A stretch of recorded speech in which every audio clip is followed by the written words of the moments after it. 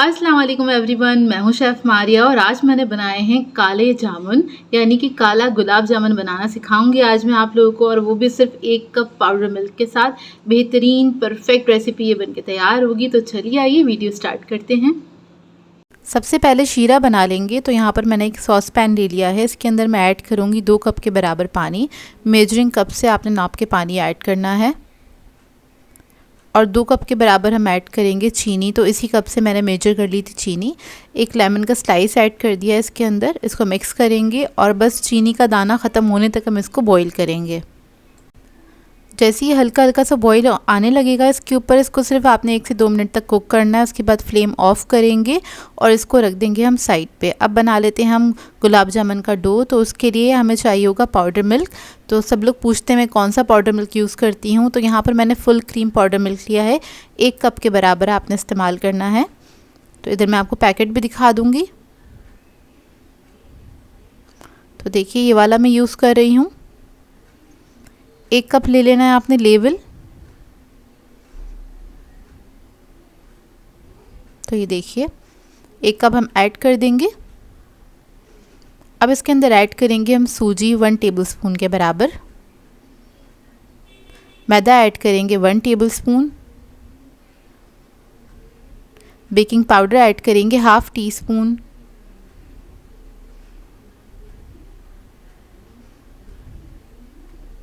इलायची का powder add करेंगे 1/2 टीस्पून।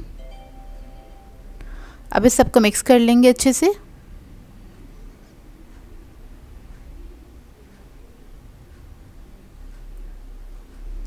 फिर इसके अंदर ऐड करेंगे घी 1 टेबलस्पून के बराबर।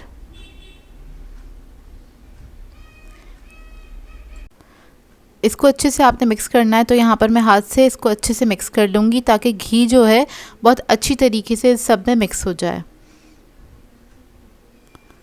तो ये देखिए घी अच्छे से मिक्स हो गया है।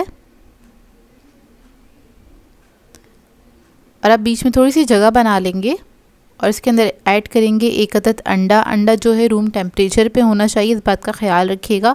थोड़ा सा दूध ऐड करेंगे 1 टेबलस्पून के बराबर। इसको अच्छे से मिक्स कर लेंगे।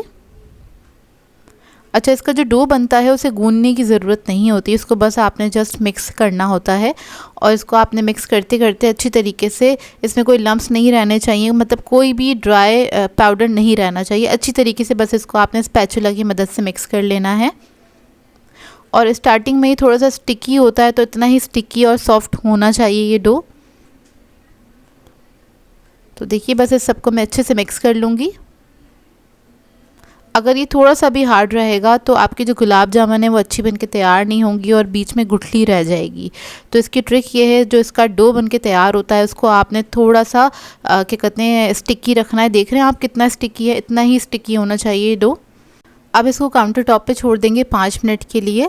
और इतने में मैंने क्या किया था, कढ़ाई रख दी थी पकने के लिए, मतलब तेल डाल के इसको गर्म करने के लिए रख दिया था लो मीडियम फ्लेम पे। अब 5 मिनट बाद आप इसको आके जब चेक करेंगे तो ये बिल्कुल भी स्टिकी नहीं होगा और ये अच्छे से सेट हो चुका होगा। तो इसको मैंने हल्का सा मिक्स करा है, मिक्स करके देख लिया कि अंदर से भी स्टिकी तो नहीं है।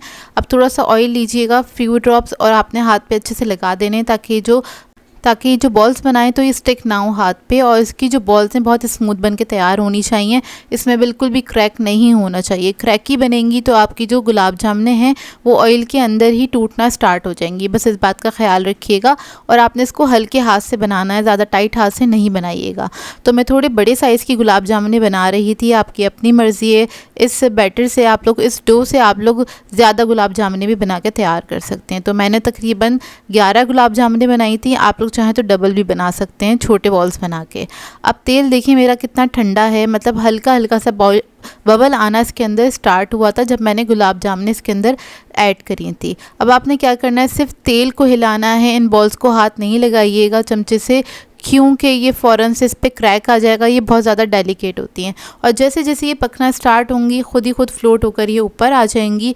फ्राई करने में आपको ज़रा सा टाइम लगता है, तकरीबन 15 से 20 मिनट लगते हैं इसको फ्राई करने में, लेकिन आपने एक एक स्टेप को फॉलो करना है तो आपकी गुलाब जामुन बिल्कुल परफेक्ट बन के तैयार होंगी। तो देखिए ये हल्की हल्की सी फूलना स्टार्ट हो गई हैं। जब तक इस पर कलर नहीं आ जाता, जब तक आपने इसकी फ्लेम बढ़ानी नहीं है। जब हल्का हल्का सा कलर आने लग जाएगा फिर आप इसकी फ्लेम बढ़ा सकते हैं। और जब देखें अच्छा सा कलर आ गया इसके ऊपर हल्का हल्का सा, फिर मैंने स्पून का इस्तेमाल किया। स्पून से आपने इस तरह से इसको मिक्स करते रहना है। ऊपर वाली लेयर को सिर्फ आपने घुमाना है और ये घूमते घूमते मतलब उस पर इवन सा कलर आ जाएगा। अच्छा, मैं बना रही हूँ काला गुलाब जामुन, तो इसके लिए हम थोड़ा सा इसको डार्क करेंगे और बहुत ज़्यादा भी डार्क नहीं करना है। इसको अच्छा सा कलर देंगे ताकि ये ब्लैक कलर की गुलाब जामुन बन के तैयार हों। तो देखें जब डार्क ब्राउन कलर आ गया, अब मैं इसको निकाल लूँगी क्योंकि ये शीरे में जाने के बाद और मज़ीद डार्क कलर इसका हो जाएगा। अब शीरे मैंने इसको ऐड कर दिया है। शीरा आपका नीम गर्म होना चाहिए, इस बात का ख्याल रखिएगा। शीरे में ऐड करने के बाद आप इसको छोड़ दीजिएगा 3 से 4 घंटे के लिए और उसके बाद आप इसको सर्व कर सकते हैं। मैंने तकरीबन 1 घंटे के लिए छोड़ा था क्योंकि मुझे बहुत जल्दी थी गुलाब जामुनों की। आप लोग 3 से 4 घंटे के लिए इसको ज़रूर छोड़िएगा ताकि ये बहुत अच्छी तरीके से रच जाएं।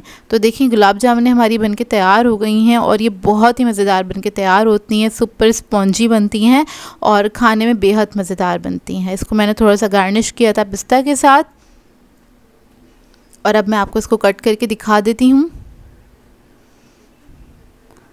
तो ये देखिए कितनी स्पॉन्जी बनी है, शीरा बिल्कुल अंदर तक गया है और ये बहुत ही मज़ेदार बनके तैयार हुई थी। आप लोग इसको ट्राई करें तो अपना फ़ीडबैक ज़रूर दीजिएगा, मुझे बताइएगा ज़रूर कैसी लगी आपको ये रेसिपी।